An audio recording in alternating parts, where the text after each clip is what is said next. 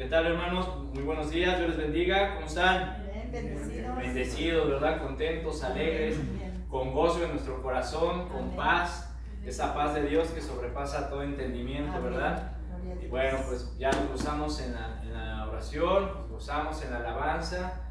Ahora vamos a gozarnos con la palabra de Dios. Y bueno, como les digo, vamos a terminar hoy el tema acerca de la depresión, de las preocupaciones, porque creo que es importante ya ir concluyendo con este tema. Así que les pido, mis hermanos, que dispongan su mente, su corazón a la palabra, al mensaje, y le pido a Dios, a su Espíritu Santo, que sea Él quien nos instruya, quien nos guíe, quien explique este mensaje y que pues nos redarguya nuestros corazones y nuestra mente, que nos ilumine el entendimiento para que podamos comprenderlo. Amén. Amén. Bueno, pues vamos a ver, mis hermanos, así que por favor abran sus Biblias en el Evangelio de Lucas, capítulo 10, versículo 38. Vamos a tratar de irnos, pues, no tan rápido, pero un poquito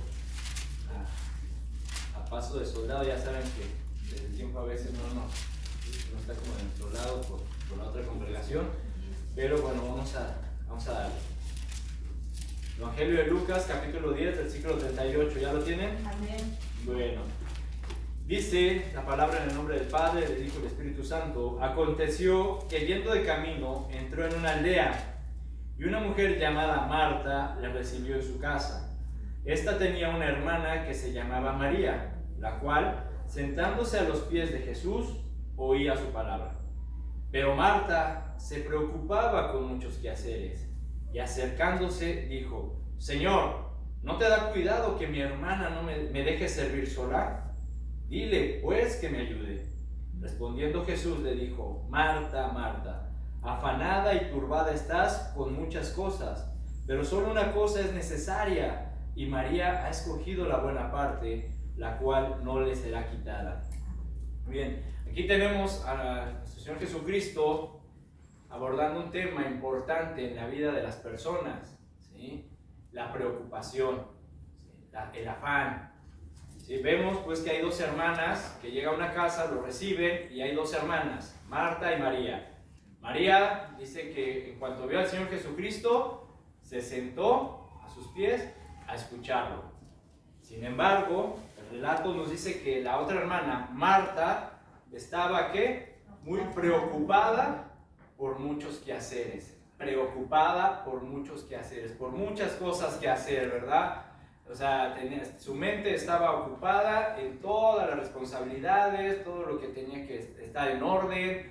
Era, tal vez, no sé, si una persona tal vez muy detallista o muy así, que quería que todo estuviera en su lugar, en orden, y ahí estaba apurada Marta, ahí preocupada por todos los quehaceres.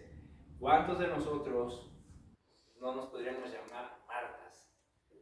Preocupados por todos los quehaceres que hay que hacer, por todos los compromisos, la rutina del día a día, ¿sí? Y vemos pues que Marta, en su estado de ánimo, vemos que se pone y le dice: Señor, ¿no te da cuidado que esta floja no me ayude? Dile que me ayude, que me deje servir sola, dile que me ayude.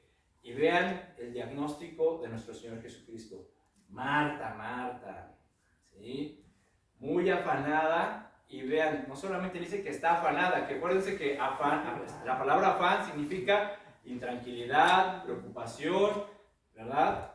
Sino todavía le da otro diagnóstico, dice: estás afanada y turbada, ¿sí? Esta palabra turbada significa estás desquiciada, es decir, estás como comportándote como una loca, estás actuando alocadamente, ¿sí? Marta, estás afanada y estás enloquecida, estás desquiciada, al punto que vemos cómo le habló al Señor Jesús: Señor, que no te da pendiente que esta me deje servir sola, dile que me ayude. O sea, tranquila, estás alocada, estás alocando por todo lo que tienes que hacer. ¿Sí? Entonces, mis hermanos, ¿cuántos de nosotros no llegamos a comportarnos así? Nos desquiciamos, ¿sí? Actuamos como locos por todas las preocupaciones, por todos los afanes, por todos los quehaceres que tenemos que hacer, por todos los compromisos, ¿verdad? Entonces, El día de hoy, a través de este mensaje, vamos a tratar de que Dios nos ponga delante de un espejo, ¿sí? O como un radiólogo nos ponga una placa y nos tome una radiografía de nuestro interior, de nuestra alma, para que veamos cómo estamos por dentro, es decir, en nuestro corazón, en nuestros pensamientos, en nuestra voluntad. ¿Okay? Y estoy seguro, mis hermanos, que muchos nos vamos a identificar con el personaje que hoy vamos a estudiar. Así que vamos a empezar considerando el relato que acabamos de leer acerca de Marta y María, pero centrándonos un poquito más en el estado emocional de Marta, ¿sí? Que estaba preocupada, afanada, turbada por todos los quehaceres. Yo les pregunto, ¿sí? ¿Quién de nosotros, ¿sí? puede decir que jamás ha experimentado momentos de tristeza, de desesperación, o que no haya tenido una profunda depresión? ¿Quién no ha pasado por eso? Yo creo que todos, en algún momento, nos hemos deprimido, hemos estado tristes, desesperados, afanados, tal vez a un mayor o menor nivel, pero creo que todos hemos atravesado esa sensación o hemos experimentado esos momentos, ¿sí o no? ¿Sí? Entonces, por lo que el día de hoy, el propósito de este mensaje es descubrir el antídoto de Dios para la desesperación, ¿sí? Que de hecho así se llama el tema, el antídoto de Dios para las preocupaciones, ¿sí? Entonces, les voy a pedir que vayamos al primer libro de Reyes, Primera de Reyes, capítulo 19, por favor. Primera de Reyes, capítulo 19.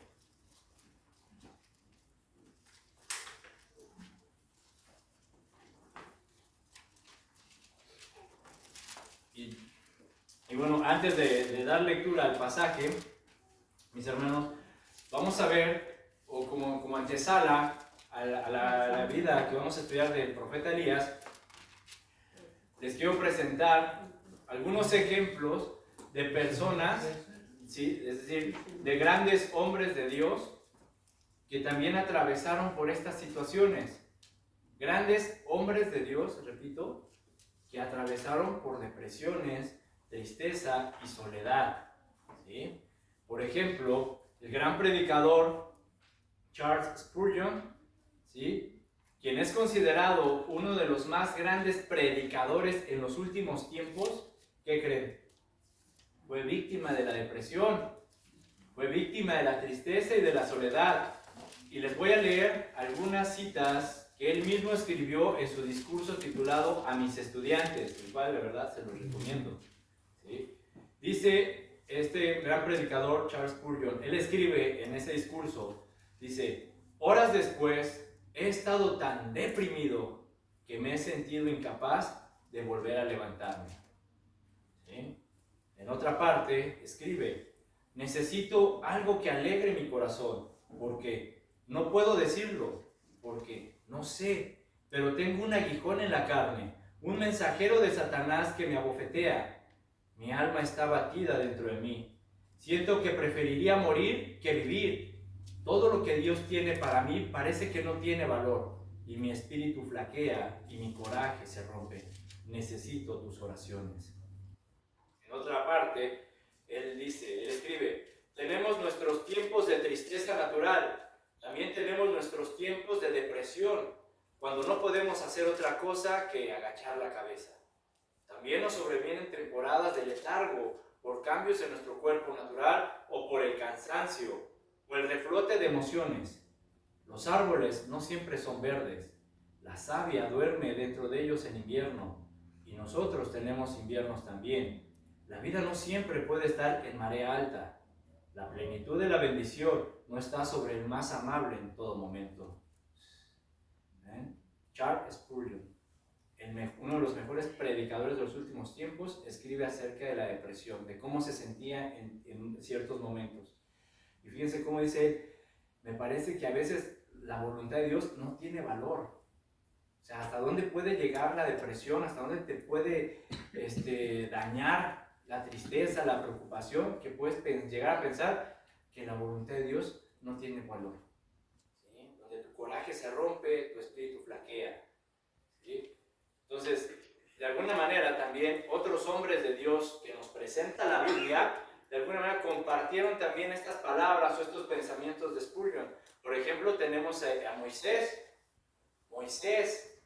quien le pidió a Dios que se lo llevara de este mundo. ¿Por qué? Porque ya no aguantaba al pueblo en el desierto. Señor, ya llévame, porque ya no los aguanto. Se quejan, murmuran, desobedecen. Ya, mejor llévame, ya no aguanto. ¿Sí?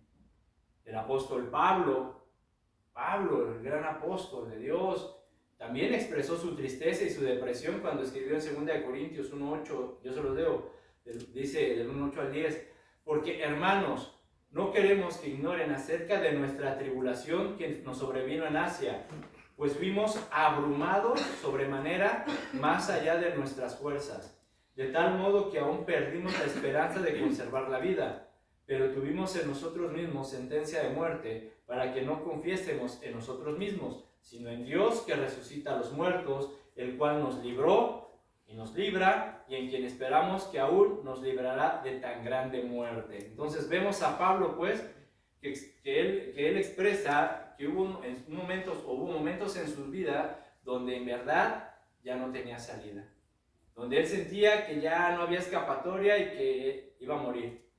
Sin embargo, mis hermanos, ¿qué le enseñó Dios a Pablo? ¿Y qué es lo que nos está enseñando, nos va a enseñar en este momento a nosotros? Que lo más importante, mis hermanos, para él, para Pablo y para nosotros, era que es no concentrarse si había o no había peligros en su vida, ¿sí? Sino recordar que hay un Dios en cuya voluntad y en cuyo poder están nuestras vidas. Amén. ¿Sí? Amén. Por eso Pablo dice, tuvimos sentencia de muerte, pero fue para que no confiésemos en nosotros mismos, sino en Dios quien resucita a los muertos, el cual nos libró, pasado, nos libra, presente, y en quien esperamos que aún nos librará en el futuro. Entonces, no te concentres, mi hermano, en el peligro, en la preocupación, en la tormenta, ¿sí? Sino preocúpate y concéntrate en que hay un Dios en cuya voluntad y en cuyo poder está tu vida. Amén. ¿Sí? Amén. Entonces, a continuación, pues, vamos a ver un poco de la vida de otro gran hombre de Dios, considerado por muchos, ¿sí?, el más grande de los profetas. Y muchos eruditos, estudiosos, incluso dentro del judaísmo, consideran a Elías como el más grande de todos los profetas. Y vamos a ver, pues, cómo Elías padeció también o experimentó la depresión, soledad, tristeza y desesperación, que llegó al punto de tirar la toalla, desmayar, no solamente en su ministerio, sino en su vida. ¿Sí? Y repito, vamos a hablar de Elías, el gran profeta de Dios que apareció con Moisés junto al Señor Jesucristo en el monte, en la transfiguración, ¿recuerdan? ¿Sí? Cómo estaban en el monte Jesús con sus discípulos y de repente empieza la transfiguración y dice que apareció Elías y Moisés. A ver, aquí paréntesis. ¿Alguna vez se han puesto a pensar por qué Elías y Moisés? Por ejemplo, ¿por qué no David y Daniel? ¿Por qué no Noé y Aarón? También eran hombres de Dios. ¿Por qué tuvo que ser precisamente Moisés y Elías los que aparecieron con Jesucristo en la transfiguración? ¿No? Yo la verdad me puse a pensar ahora que estuve haciendo el mensaje, mis hermanos, y así como que también me cayó esa pregunta: ¿por qué Elías y Moisés? ¿Por qué no otros? ¿Sí? Y bueno, así le pedí. La verdad le pregunté a Dios, ¿sí? Y lo que pues Dios me llevó a la conclusión fue que, en primera, Moisés, ¿a quién le dio Dios los mandamientos? A Moisés. O sea, Dios le dio a Moisés que la ley, exacto. Entonces, Moisés representa la ley y Elías representa a los profetas, el mensaje, el anuncio. Jesucristo, mis hermanos, unifica esas dos, la ley y los profetas. Sí, por eso Jesucristo en Mateo 22, que dijo: amarás a Jehová tu Dios con todo tu corazón, con toda tu alma, con todas tus fuerzas, Este es el primer y más grande mandamiento. Y el segundo es similar: harás a tu prójimo como a ti mismo. En estos dos mandamientos depende toda la ley y los profetas. Y Jesucristo es el complemento perfecto de ambas, porque Él cumplió la ley y cumplió las profecías, el Mesías. Bueno, eso es lo que a mí me enseñó el Señor, nomás que los comparto. Entonces, si podemos, volviendo al tema, estamos hablando de ese gran profeta, de Elías, y podemos preguntarnos, pues, ¿cómo es posible que a estos hombres de Dios, ¿sí?, estos grandes hombres de Dios que Dios los usaba o los usó de una manera poderosa, hayan caído en la depresión, en la soledad, en la desesperación? O sea, porque Dios se supondría, o pensaríamos, que ellos tendrían que estar llenos de gozo todo el tiempo, de paz, pues tienen esa comunión estrecha, íntima con Dios. O sea, ¿cómo es posible entonces que ellos hayan caído en la depresión? ¿Sí? Eso es precisamente lo que vamos a estudiar el día de hoy y lo que vamos a descubrir. Entonces, ¿ya están listos en Primera de Reyes? Dice la palabra, versículo 1. Vamos a ir del 1 al 16. Dice: Acab dio a Jezabel la nueva de todo lo que Elías había hecho y de cómo había matado a espada a todos los profetas. Entonces envió Jezabel a Elías un mensajero, diciendo: así me hagan los dioses, y aún me añadan, si mañana a estas horas yo no he puesto tu persona como la de uno de ellos. Viendo pues el peligro, se levantó y se fue para salvar su vida, y vino a Beerseba, que está en Judá, y dejó allí a sus criados. Y él se fue por el desierto un día de camino, y vino y se sentó debajo de un enebro, y deseando morirse dijo: basta ya, oh Jehová, quítame la vida, pues no soy yo mejor que mis padres. Y echándose debajo del enebro, se quedó dormido. Y he aquí luego un ángel le tocó y le dijo: levántate, come. Entonces él miró, y he aquí en su cabecera una torta cocida sobre las ascuas y una vasija de agua. Y comió y bebió y volvió a dormirse. Y volvió el ángel de Jehová la segunda vez, lo tocó diciendo: levántate y come, porque largo camino te resta. Se levantó pues y comió y bebió, y fortalecido con aquella comida caminó 40 días y 40 noches hasta Horeb, el monte de Dios. Y ahí se metió en una cueva, donde pasó la noche. Y vino a él palabra de Jehová, el cual le dijo: ¿qué haces aquí, Elías? Él respondió: he sentido un vivo celo por Jehová, Dios de los ejércitos, porque los hijos de Israel han dejado tu pacto, han derribado tus altares y han matado a espada a tus profetas, y solo yo he quedado y me buscan para quitarme la vida. Él le dijo: sal fuera y ponte en el monte delante de Jehová. Y aquí Jehová que pasaba, y un grande y poderoso viento que rompía los montes y quebraba las peñas delante de Jehová, pero Jehová no estaba en el viento. Y tras el viento un terremoto, pero Jehová no estaba en el terremoto. Y tras el terremoto un fuego, pero Jehová no estaba en el fuego. Y tras el fuego un silbo apacible y delicado. Y cuando lo oyó Elías, cubrió su rostro con su mano, y salió y se puso a la puerta de la cueva. Y aquí vino a él una voz diciendo: ¿qué haces aquí, Elías? Él respondió: he sentido un vivo celo por Jehová, Dios de los ejércitos, porque los hijos de Israel han dejado tu pacto, han derribado tus altares y han matado a espada a tus profetas. Y solo yo he quedado y me buscan para quitarme la vida. Y le dijo Jehová: ve, vuélvete por tu camino, por el desierto de Damasco, y llegarás y ungirás a Hazael por rey de Siria, y a Jehú hijo de Nimsi ungirás por rey sobre Israel, y a Eliseo hijo de Safat de Abel Mejolá ungirás para que sea profeta en tu lugar. Amén. Bien, vamos a ver, mis hermanos, vamos a ir por partes. Y bueno, en primer lugar, vemos aquí en el relato que acabamos de leer, ¿sí?, que hay tres personajes esenciales, ¿sí?, que intervienen en la vida de Elías, ¿sí?, de una manera ya sea para bien o para mal, ¿sí? Estos tres personajes influyeron en la vida de Elías para bien o para mal. También estas tres personalidades intervinieron en su crecimiento y en su desarrollo espiritual. Ojo, de la misma manera que las personas que nos rodean intervienen o influyen en nuestras vidas, ¿sí?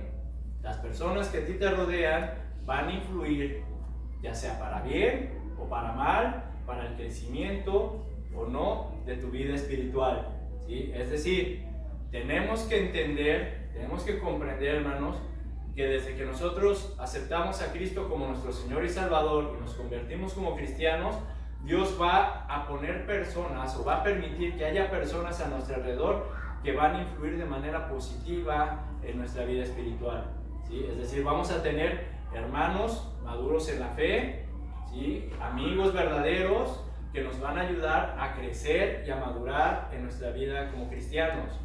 Pero al mismo tiempo, también Dios va a permitir que se levanten junto a nosotros enemigos espirituales, ¿sí? Eso va a ser inevitable. Así que debes de considerarlo, aceptarlo y pensar que no es malo, ¿sí? Esto no es malo, mis hermanos, que se levanten también enemigos espirituales, sino todo lo contrario. Debemos de considerarlo como algo bueno, ¿sí? Necesitamos considerar que estos enemigos son necesarios en nuestra vida. ¿Para qué?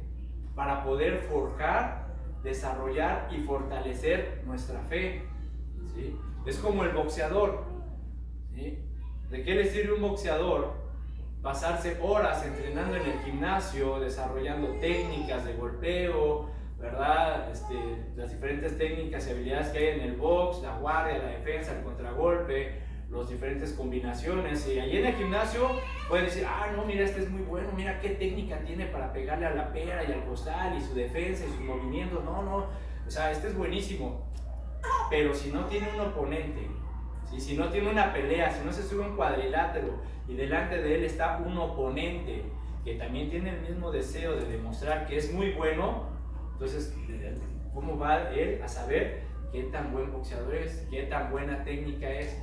¿Sí? Si no es hasta que no tenemos un oponente delante de nosotros, tampoco sabremos, mis hermanos, qué tan maduros estamos, qué tan fortalecidos somos y cómo están nuestras convicciones, ¿sí? Por eso necesitamos a los oponentes. Entonces, esto es bueno, ¿sí? Entonces, estos tres personajes, como podemos ver, fueron el rey Acab, la reina Jezabel, que estos fueron personajes malvados, ¿sí? Estos fueron malvados.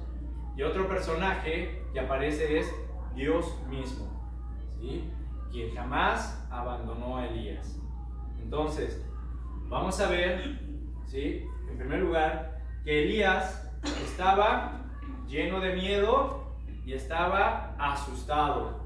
Pero también podemos apreciar que el rey Acab estaba preocupado por todo lo que había visto, por todo lo que había pasado con los profetas de Baal en el capítulo 18, ¿sí?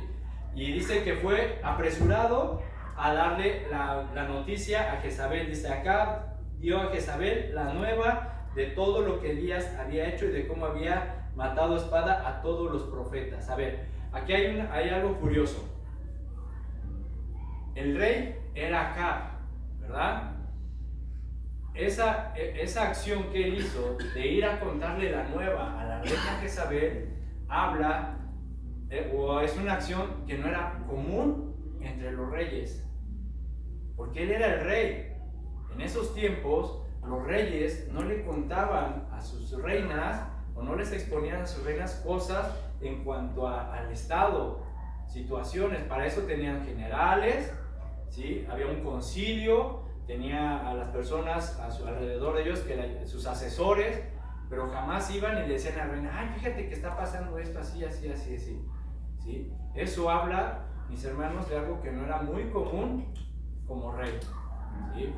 Y tiene sentido porque algunos estudiosos, algunos eruditos instruidos en la palabra de Dios, describen al rey Acab en sus comentarios como un hombre débil de carácter, ¿sí? Dicen que Acab era un hombre de carácter muy débil, el cual era controlado por su esposa, por la reina Jezabel. Y esto también porque dicen estos investigadores que Jezabel era una mujer mucho mayor que Acab, es decir, que le sacaba o le ganaba con mucha edad, que era mucho mayor que Acab. Y esto, mis hermanos, de acuerdo a la psicología, Y dentro de la rama de la sexología se dice, o ellos afirman, que en una relación donde la mujer es mucho más grande que el hombre, suele pasar que la mujer llegue a dominar al hombre. ¿Sí? Suele pasar igual cuando en el hombre es mucho mayor, suele pasar que hay muchas inconsistencias en la relación. Y en este caso, como Jezabel le llevaba mucha edad, lo que pasó es de que ella lo dominaba. ¿Pero por qué lo dominaba? Porque de acuerdo a la psicología, dicen que cuando hay personas que son menores y que buscan una persona mucho mayor de edad que ellos, es porque en realidad lo que buscan es la compañía o el amor de una madre. ¿Sí? Y también las señoras que luego buscan chavitos para tener sus relaciones, es porque en realidad ellas buscan depositar o manifestar como un amor de madre hacia un hijo. Y puede ser que tengan razón, porque aquí lo que dice es que acá fue a darle la noticia, la nueva, a Jezabel, así como el niño que va a contarle a su mamá lo que está pasando. Mamá, fíjate que ahí, ¿sí me explicó? De esa manera. Entonces, ¿cómo reacciona Elías? Entonces podemos ver que con Jezabel, ahí la que reinaba, ¿quién era? Jezabel. ¿Sí? Se ve que ella dominaba y tenía bien dominadito al rey Acab. ¿Sí? Entonces, vemos pues cómo reacciona Elías ante esta situación. Versículo 2. Entonces envió Jezabel a Elías un mensajero diciendo: así me hagan los dioses y aún me añadan, si mañana a estas horas yo no he puesto tu persona como la de uno de ellos. Viendo pues el peligro, se levantó y se fue para salvar su vida, y vino a Berseba, que está en Judá, y dejó allí a su criado. Entonces notemos que Elías, mis hermanos, para empezar, se salió de la realidad. ¿Sí? O sea, sus pensamientos y sus sentimientos se ofuscaron, es decir, se alteraron, se distorsionaron, se engañaron, y se le olvidó el gran poder de Dios y se fue para salvar su vida. O sea, Elías se salió de la realidad y se fue olvidándose del gran poder de Dios que había manifestado anteriormente. ¿Sí? Ahora, podríamos pensar, ¿cómo es posible que esto le haya pasado a un hombre que enfrentó a 850 falsos profetas y en que a cada uno de ellos los degolló? Un hombre, un profeta, que en el momento que él se puso a orar, comenzó a llover. ¿Sí? Y a llover sabroso, a torrentes, como va a llover ahora porque hablamos. ¿Sí? ¿Sí? ¿Verdad? Entonces, ¿cómo puede ser posible pues, que entonces, a este hombre pues, se haya olvidado el poder de Dios? ¿Qué fue lo que le pasó? ¿Sí? Todos podríamos pensar, es que ¿cómo es posible si Elías tenía una fe de hierro, una fe inquebrantable? No lo puedo creer. Y aquí tenemos una lección, mis hermanos. ¿Sí? Y hay que darle gracias a Dios que Él, en su palabra, aquí en la Biblia, Él no nos esconde las debilidades del hombre. ¿Sí? Y esto es hermoso y damos gracias a Dios por ello. ¿Sí? Vemos que aquí Dios, ¿sí?, no esconde los pecados de los hombres, de estos grandes hombres de Dios, ni sus debilidades. Entonces, vemos la reacción de Elías a la amenaza de Jezabel, el cual dice, se echó a correr, huyó del peligro. Más vale que digan, aquí corrió y aquí quedó. Y fíjate hasta dónde se ofuscaron sus pensamientos, hasta dónde se alteraron sus pensamientos, mis hermanos, que dice que se fue, estaba en Jezreel y se fue hasta Berseba. Y esa es una distancia de 173 kilómetros, aproximadamente entre como 107, 110 millas. Es decir, por el temor, se fue, haz cuenta que se fue desde Oxnard hasta Santa María, un poquito más adelante Santa María. Hasta allá se fue huyendo de la amenaza, por el peligro. Y alguien podría decir, pues no se fue tan lejos, esta hora y media. Porque lo estamos midiendo en carro, pero vete caminando, o en burro, ¿verdad? Entonces, fíjense nada más hasta dónde se tuvo que ir. Entonces, pues vemos a Elías que recibe la amenaza, se asusta, sale corriendo de ahí, recorre 107 millas para escapar, y luego, ¿qué hace? ¿Sí? ¿Qué hace Elías? Se empieza a autocompadecer. ¿sí? Dice que se fue, ¿sí?, en el desierto un día más de camino y vino y se sentó debajo de un enebro y deseando morirse, dijo: basta ya, oh Jehová, quítame la vida, pues no soy mejor que mis padres. Eso es autocompadecerse. Pobre de mí, Señor. Ay, ya no puedo. Ay, los enemigos. Ay, las situaciones. Padre, sería mejor morir que seguir sufriendo. ¿Sí? Eso es autocompadecerse. Y como mencioné, la Biblia nos revela las debilidades de estos grandes hombres de fe y no podemos, mis hermanos, caer en el error de criticarlos. A lo mejor ahorita puedo sonar tal vez un poquito burlón o como tú quieras a expresar esto, pero no, de ninguna manera. No podemos caer en el error de criticar a estos hombres de Dios, sino más bien todo lo contrario. Debemos de identificarnos con ellos. ¿Sí? ¿Por qué? Porque todos hemos pasado por las mismas situaciones.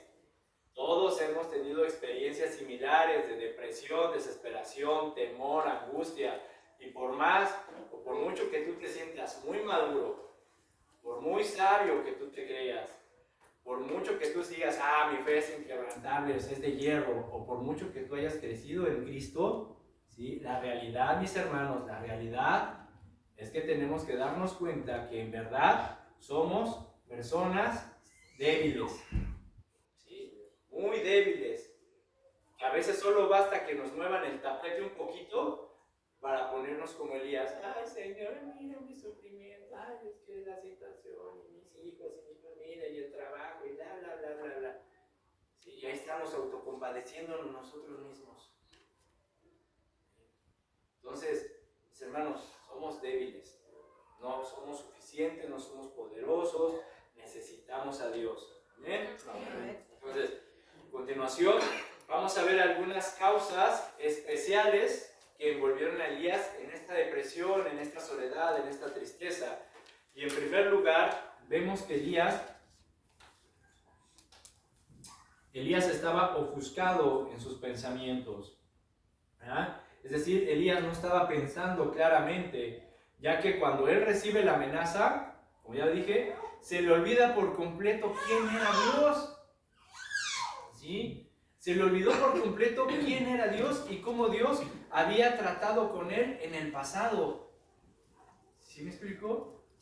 Y es ahí, en ese momento, cuando se le olvidó a Elías quién era Dios y el poder de Dios, fue cuando él cayó en el pozo de la desesperación. ¿Por qué? Porque él no supo discernir quién lo estaba amenazando. A ver, ¿quién lo estaba amenazando? Jezabel. Una reina, ¿verdad? Obviamente una reina, una autoridad. Tenía peso y autoridad. Sí. Pero ¿quién era esa reina? Era una mujer malvada, una mujer idólatra, una mujer pagana, era una enemiga de Dios. ¿Sí? Es decir, Jezabel no tenía autoridad por contra Elías o sobre Elías. ¿Por qué? Porque Elías había una autoridad más grande y más poderosa que estaba detrás de Elías, que era Dios. Pero Elías se le olvidó. ¿Sí? Es decir, Jezabel no hubiera podido tocar a Elías si Dios no se lo permite.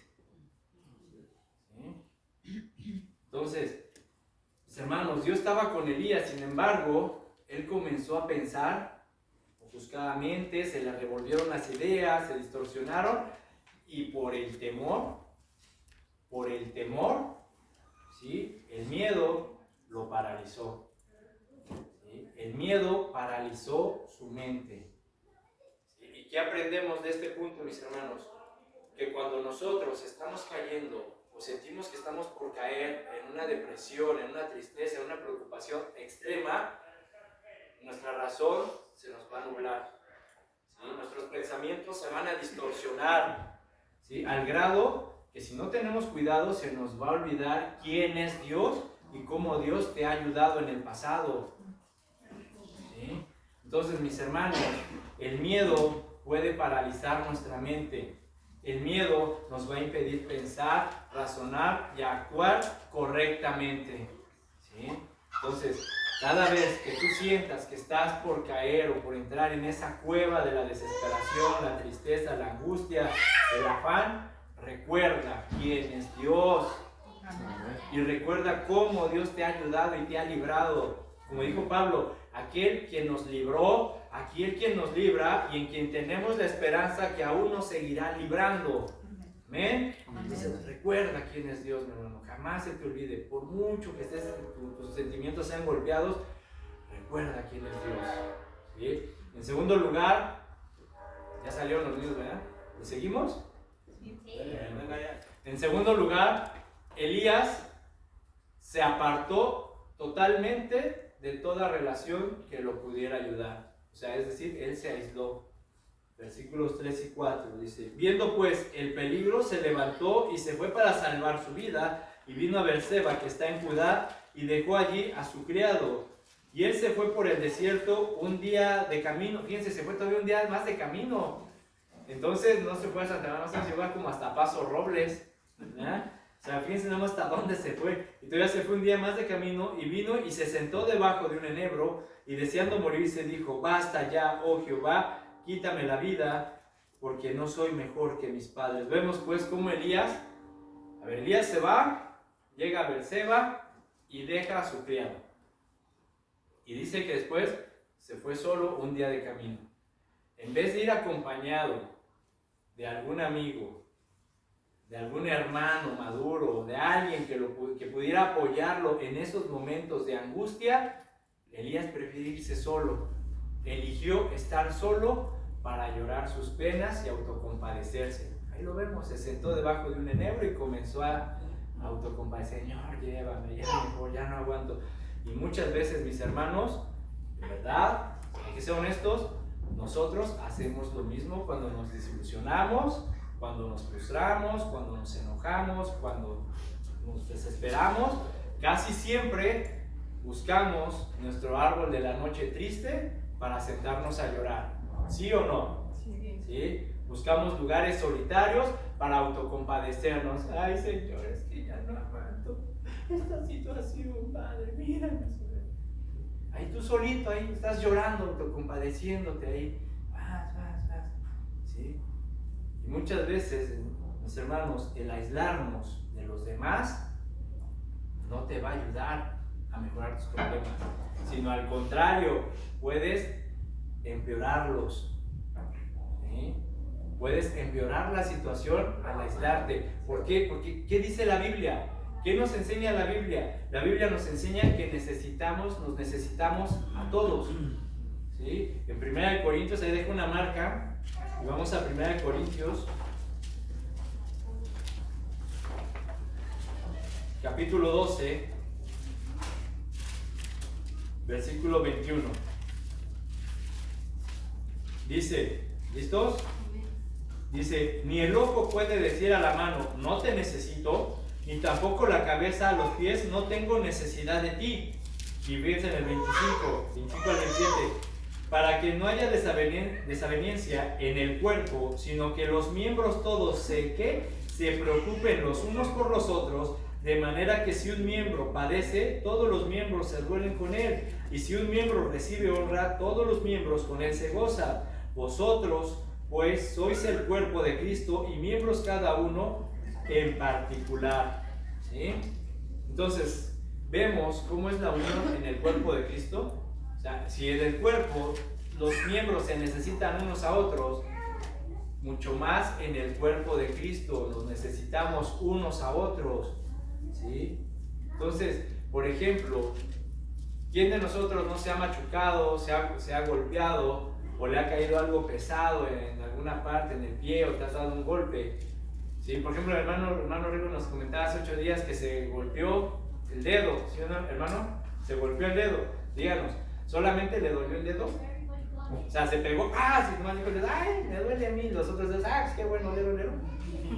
No, ¿verdad? O sea, le dolió no solamente el dedo, sino la mano, se le inflamó el brazo y tal vez hasta el cuello y la cabeza.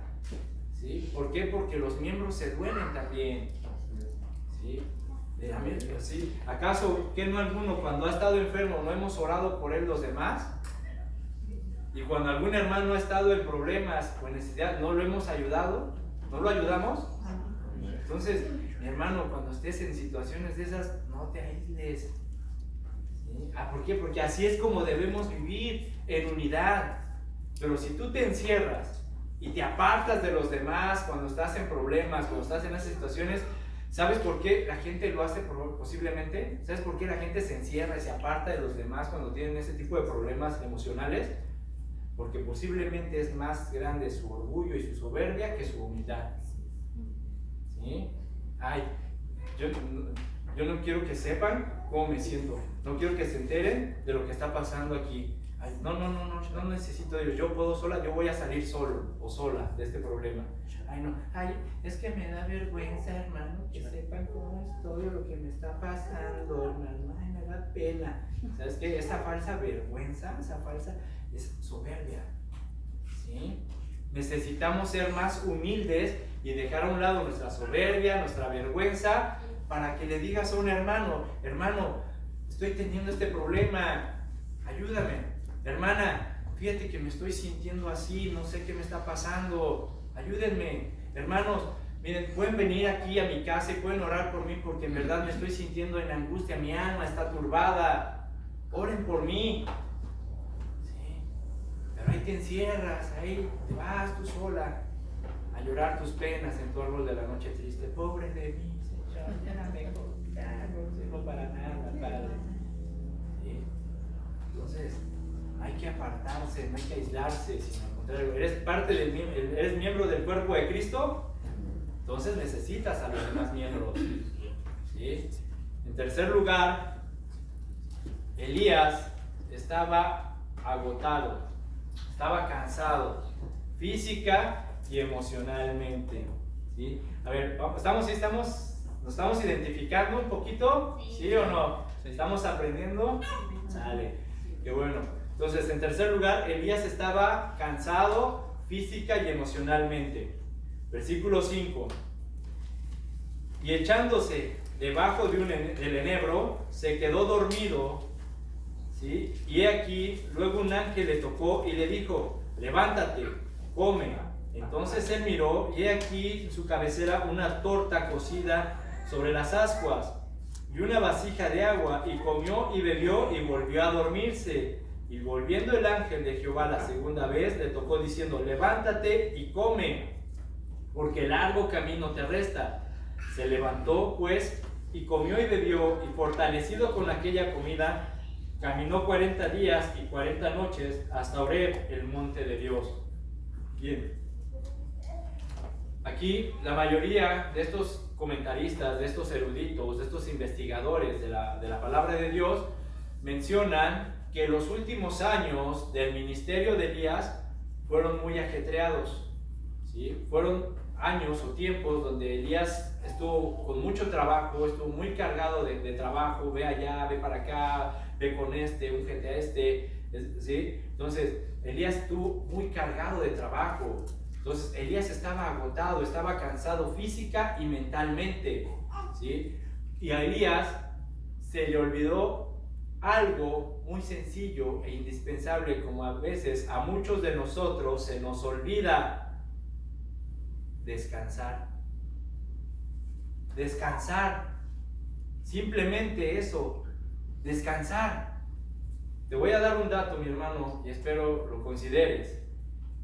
De acuerdo a la psiquiatría, las personas más susceptibles a la depresión, las personas más susceptibles a sufrir crisis nerviosa, las personas más susceptibles a tener problemas del corazón, son las personas que están sobrecargadas de trabajo, de responsabilidades y de preocupaciones.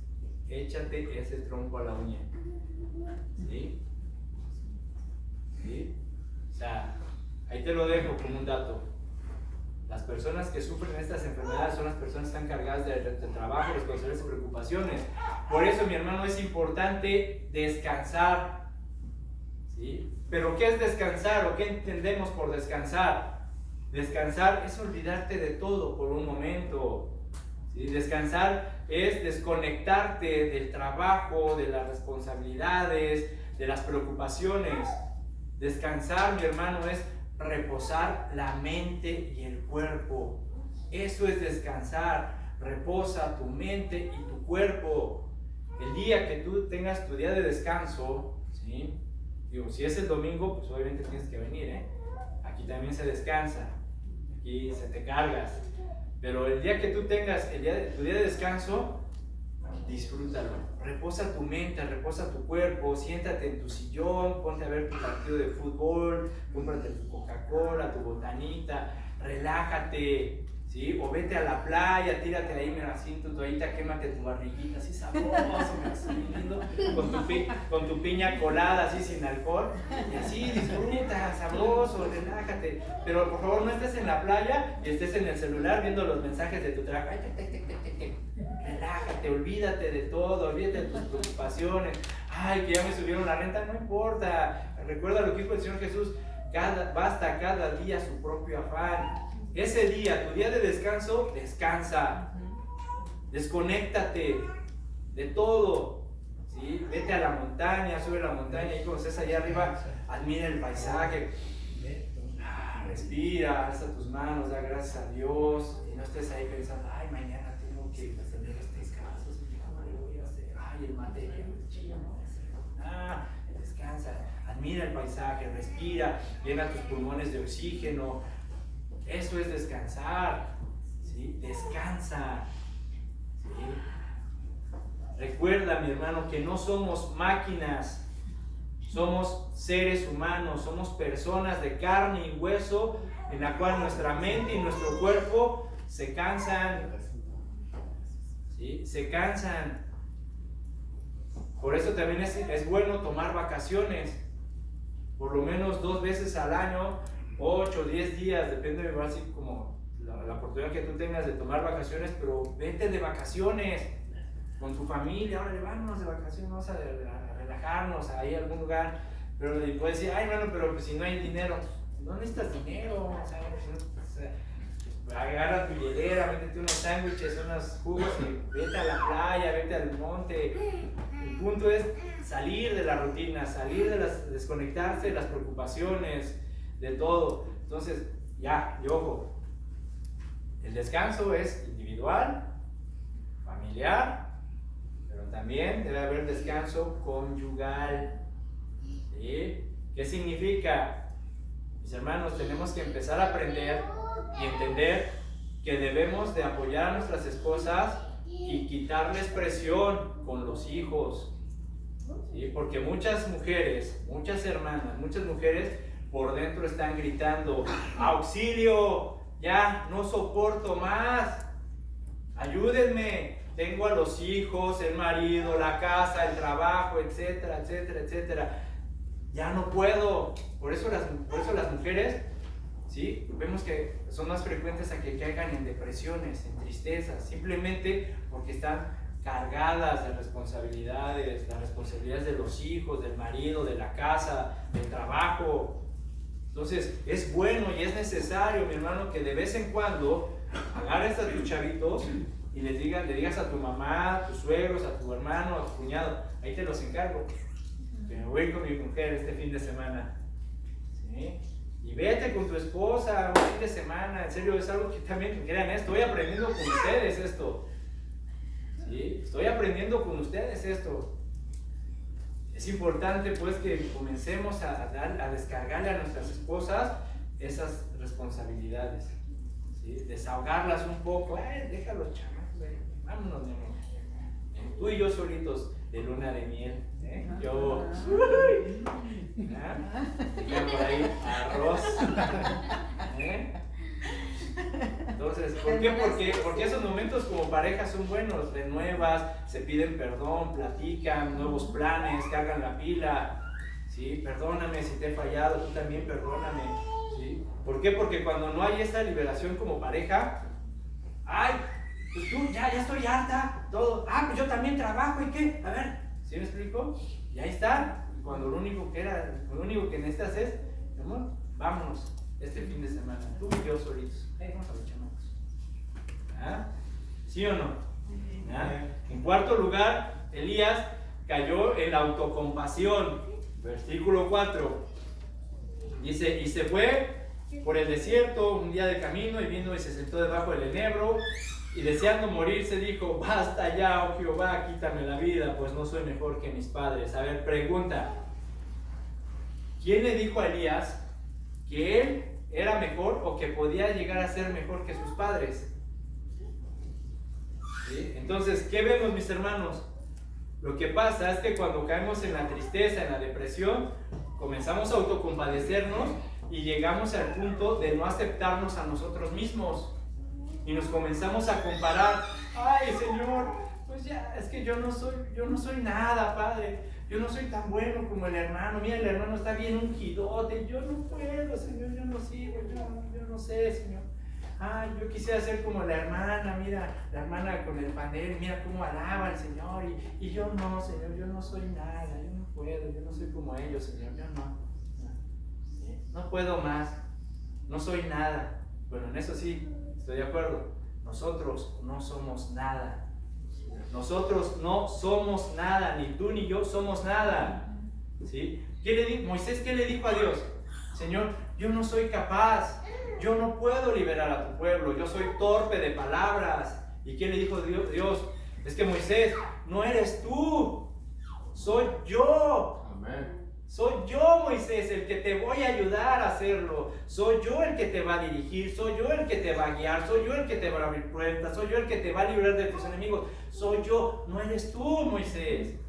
Igual, no eres tú ni soy yo, es Dios, mi hermano. Amén. Es Dios el que nos va a ayudar, el que nos va a dirigir, el que nos va a levantar, el que nos va a cuidar, ¿sí? Por eso, mi hermano, cuando pienses, no puedo, no soy nada, alza tu mirada al cielo y recuerda quién es Él. Amén. ¿Qué nos dice la palabra? Que Él nos llevará de victoria en victoria. Amén. Entonces, ¿no le crees? ¿O se te olvida? ¿Sí? ¿Qué decía David? ¿Cómo cantaba David? Con mi Dios asaltaré los muros, con mi Dios caerán mis enemigos, y hasta lo hemos cantado. Entonces, ¿qué pasa? ¿No le creemos a Dios? ¿O se nos olvida fácilmente quién es Dios? ¿Sí? En ese momento, Elías no se aceptaba a sí mismo, como muchas veces nosotros tampoco nos aceptamos a nosotros mismos cuando estamos deprimidos. ¿Sí? Por eso, mi hermano, que no se te olvide quién es Dios. Pero déjame decirte una cosa, aunque tú no te aceptes, Dios te recibe como estás. Dios te recibe como eres, como somos. Él nos recibe. ¿Por qué? Porque Él no ve lo exterior de la persona, Él ve el corazón de la persona. Amén. ¿Sí? Y por último, ¿ya se aburrieron? No. Okay. Por último, vamos a ver ya el trato de Dios para con Elías. Dice, versículo 5, vamos a seguir leyendo, dice: y echándose debajo del enebro se quedó dormido, y aquí luego un ángel le tocó y le dijo: levántate, come. Entonces él miró, y he aquí en su cabecera una torta cocida sobre las ascuas y una vasija de agua, y comió y bebió y volvió a dormirse. Y volvió el ángel de Jehová por segunda vez, le tocó diciendo: levántate y come, porque largo camino te espera, porque largo camino te resta. ¿Ven? Entonces, vemos, mis hermanos, que el amor de Dios, que en vez de cargarle más la mano a Elías y hacerlo sentir más culpable, o en vez de que Dios le agrave sus pensamientos, sus emociones ya trastornadas, distorsionadas, Dios, con ese gran amor, con esa gran misericordia, vuelve a levantar a Elías y lo pone de pie. ¿Sí? Así también, mis hermanos, Dios nos trata con ese amor, con esa misericordia. Porque, a ver, ahí está el profeta, ¿sí? Escondido, con autolástima, compadeciéndose, llorando, deprimido y asustado. ¿Sí? Y Dios, en vez de cargarle más la mano y decirle: sí, eres así y eres el otro, ¿sí? Empieza a tratar con él para restaurarlo, levantarlo y ponerlo otra vez sobre sus pies. Fíjense cómo Dios, conociendo la naturaleza del problema de Elías, del cual dijimos, es porque estaba cansado, agotado emocional, física y mentalmente, lo primero que le receta a Dios, ¿qué es? ¿Qué le receta a Dios? descansa. ¿Ve? Esa es la receta, mi hermano. Esa es la receta para la depresión, para la desesperación. Descansa. Tómate un tiempo para reposar tu mente y tu cuerpo. ¿Sí? Solamente Dios sabe cuán cargado estás tú de tus actividades, de tu rutina, de tus responsabilidades. Pero el mismo Señor Jesús nos lo dijo: vengan a mí todos los que estén, ¿qué? Cansados y cargados, que yo. Exacto. ¿Sí? Y vemos cómo de una manera milagrosa Dios le manda, dice, un ángel para comenzar a levantarlo. ¿Sí? Dice que vino un ángel, le tocó y le dijo: levántate y come. ¿Sí? Ahí le trajo sus chilaquiles, con sus 3 huevos estrellados, con sus verduras, su agüita. ¿Verdad? Dice: órale, come. Y después, ¿qué dijeron? Y duerme. ¿Sí? Entonces, Dios, mis hermanos, nos va a tratar de manera semejante. ¿Sí? Tal vez con ciertas diferencias, porque solamente Dios sabe cómo va a tratar con cada uno de nosotros, pero Dios nos va a levantar, nos va a restaurar. Pero si tú, mi hermano, el día de hoy, de verdad, en serio, si tú no entiendes hoy que debes descansar, ¿sí? Y si tú sigues metiéndole más a tu cuerpo, cargándolo más de trabajo, de preocupaciones, de desesperación, de situaciones, de compromisos, ¿sabes lo que va a hacer Dios contigo? ¿Sabes qué va a hacer Dios? Te va a mandar al hospital. ¿Sí? Te va a mandar al hospital. Y ahí, cuando estés en el hospital, sin hacer nada, acostado en una cama, vas a tener que descansar. ¿Sí? Que tu trabajo ahí se va a quedar, tus compromisos, tus preocupaciones. Y ahí en el hospital vas a tener que descansar, viendo la tele, leyendo la Biblia, orando, pero sin salir. Entonces, tú quieres que Dios llegue a este extremo de mandarte al hospital de una crisis nerviosa, de un paro, de una embolia cerebral, para que aprendas que tienes que descansar. ¿Sí? Porque solamente cuando estés ahí en el hospital y te des cuenta que tenías que descansar, que lo único que tienes que hacer es descansar, te darás cuenta que, Dios trató conmigo. ¿Sí? Es hora de sueño, no me sabes con que, el enemigo, no. Muchas veces las cosas que nos suceden es porque no entendemos estas cosas tan simples que Dios nos pone. Somos seres humanos, Dios nos ama y también necesitamos descansar el cuerpo y la mente, mis hermanos. ¿Sí? Aprende a descansar antes de que Dios te mande al hospital. ¿Sí? No esperes a que pasen esas cosas para que entiendas. ¿Sí? Tómate tu día, descansa, reposa tu mente, desconéctate, carga la pila como Elías comió, se durmió, se aventó sus chilaquiles, bien sabrosos, su agüita de horchata y dijo: vuélvete a dormir, papá. Vino el ángel por segunda vez: ándale, levántate. Ahora te traje, mira, un ribaizote de 2,5 pulgadas con una papa al horno y tus vegetales y tu agüita de Jamaica, papá. Come, dijo. Ahora sí, papu, vuélvete a dormir. ¿Sí? Y dice, ¿ves? Vamos a ver cómo continúa Dios el trato con Elías. El versículo 7 dice: y volviendo el ángel de Jehová por la segunda vez, lo tocó diciendo: levántate y come, porque largo camino te espera. Se levantó pues y comió y bebió, y fortalecido, ¿sí?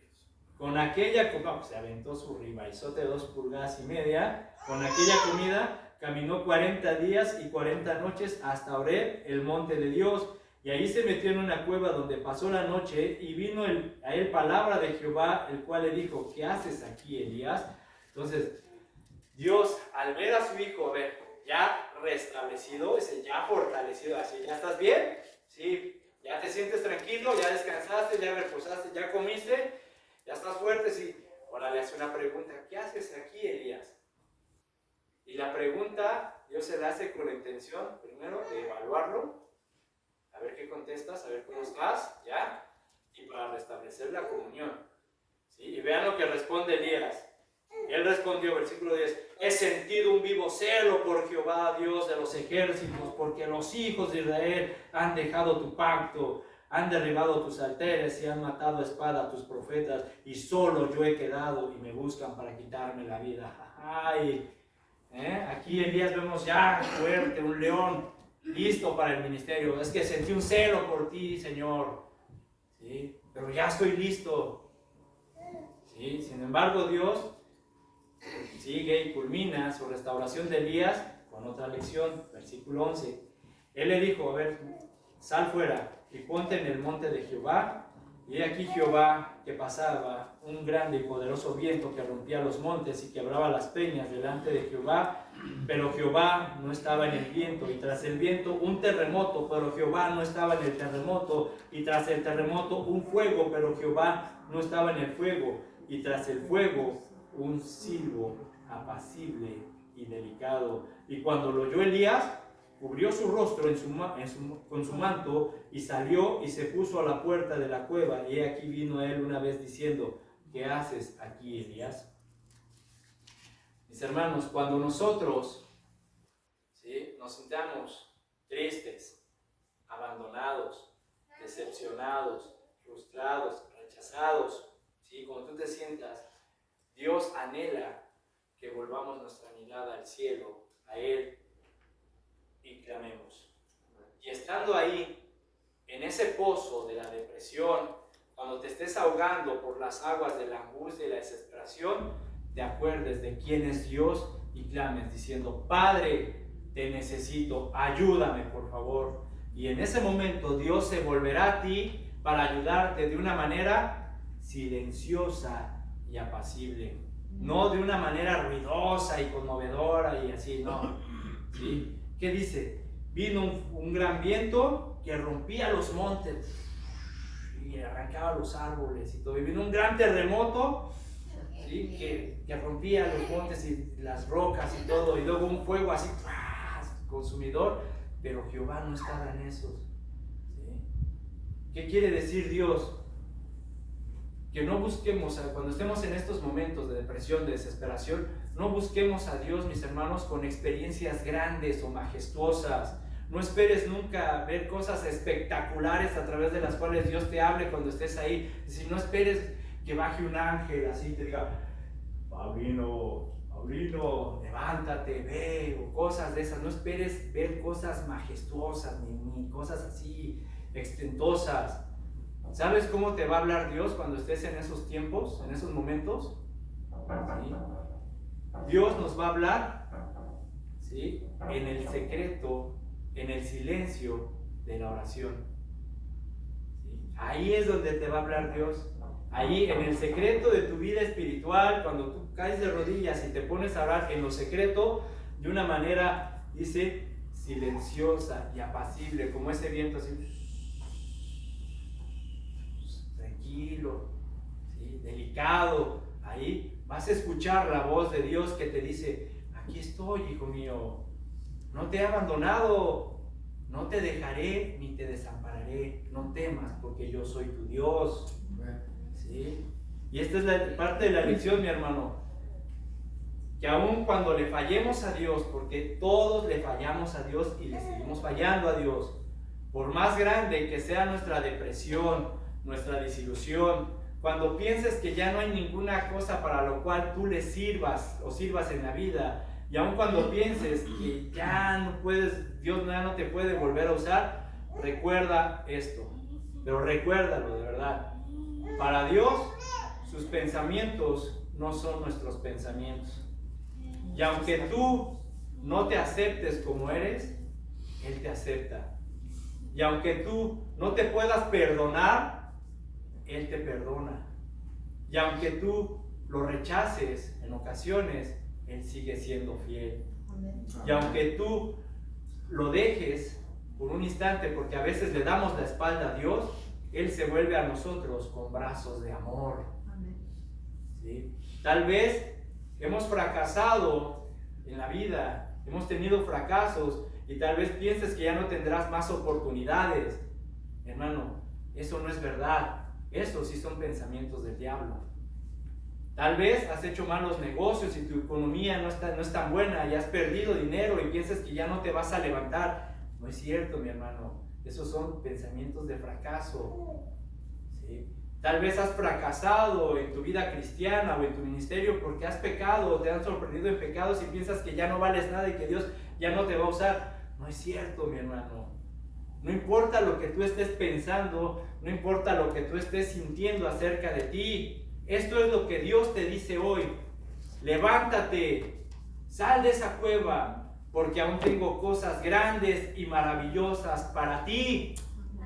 ¿Sí? Porque mis misericordias son nuevas cada mañana. Amén. Mis hermanos, es el Dios al que nosotros nos rendimos. Amén. Este es el Dios al que nosotros le servimos. ¿Sí? Él te dice: hijo mío, ponte de pie, sal de esa cueva, tómame de la mano y caminemos juntos el sendero de la vida, porque yo estoy contigo. No temas ni desmayes, que jamás te desampararé. ¿Amén? Amén. Acuérdense, mis hermanos, jamás nos olvidemos de quién es Dios y de todo lo que Dios ha hecho por nosotros. Por muy fuerte que sea la situación, por muy dura que sea la depresión, jamás te olvides de tu Dios. Amén. Amén. Señor, te damos gracias, Padre, por esta palabra. Gracias, Señor, por tus misericordias que son nuevas cada mañana. Gracias, Señor, por darnos el antídoto a la desesperación, a la depresión, a la angustia. Eres tú, Señor, ese antídoto. Eres tú trabajando en nuestros cuerpos, porque tú nos enseñas que también tenemos que descansar. Que también, Señor, tenemos que reposar la mente y el cuerpo para estar al 100% para tu obra. Señor, yo te pido, Señor, que esta palabra en verdad la atesoremos en nuestro corazón y en nuestra mente, que la repasemos, que la analicemos y que la podamos aplicar. Tú eres un Dios bueno, un Dios fiel, un Dios justo, que nos amas y nos recibes como estamos, porque tú no ves lo exterior, Señor, sino lo interior.